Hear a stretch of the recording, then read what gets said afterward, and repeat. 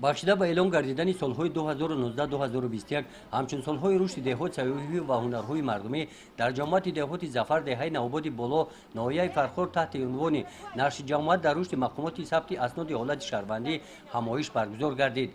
озмуни мазкур тибқи низомномаи озмуни вилоятӣ нақши ҷамоат дар рушди мақомоти сабти асноди ҳолати шаҳрвандӣ доир гардида аз намоиши ҳунарҳои мардумӣ оғоз ёфт. дар вазъияти идона ва ҳузури аъзоёни ҳакамони озмун бо таманниётҳои нек ба як ҷуфти навхонадорон шаҳодатномаи акти никоҳ ва ба тифлони навзод шаҳодатномаи таваллуд супорида шуданд.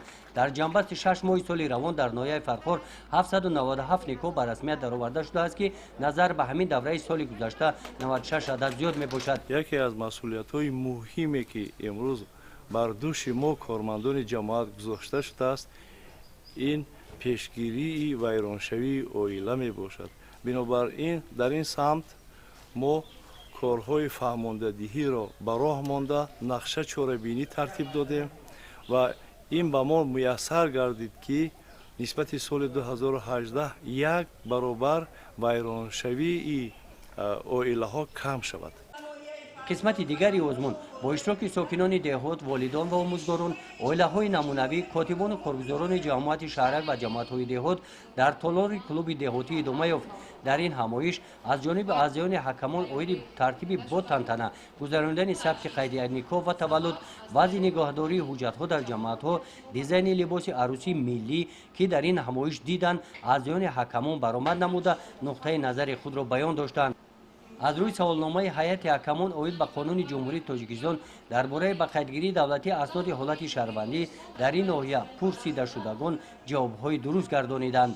дар ин чорабинӣ ба беҳтарин мутахассис, котибону коргузорони ҷамоати шаҳрак ва ҷамоатҳои деҳот сипосномаҳо супорида шуданд.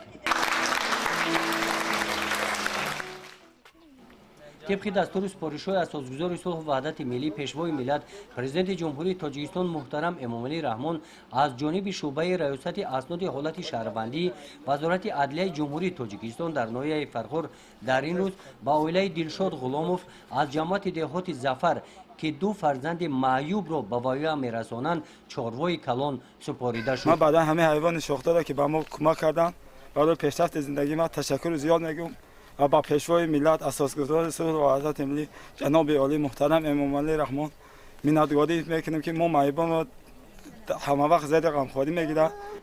در دوره همین آزمون آید درست به راه ماندن آرایش استتیکی حجره‌های کاری، رعایت آداب معاشرت، قبول شهروندان و عریضه‌ها، عقد نکاح و قید تولد، نامگذاری کودکان، کاتبان و کارگزاران جماعت‌های شهرک و دهات در استفاده بری تجهیزات‌های تکنیکی معاصر، شبکه اینترنتی توصیه‌ها داده شدند. گزارش خواجه نظریف خدای نظر ظهورов از ناحیه فرخار برای برنامه اطلاعاتی نوید.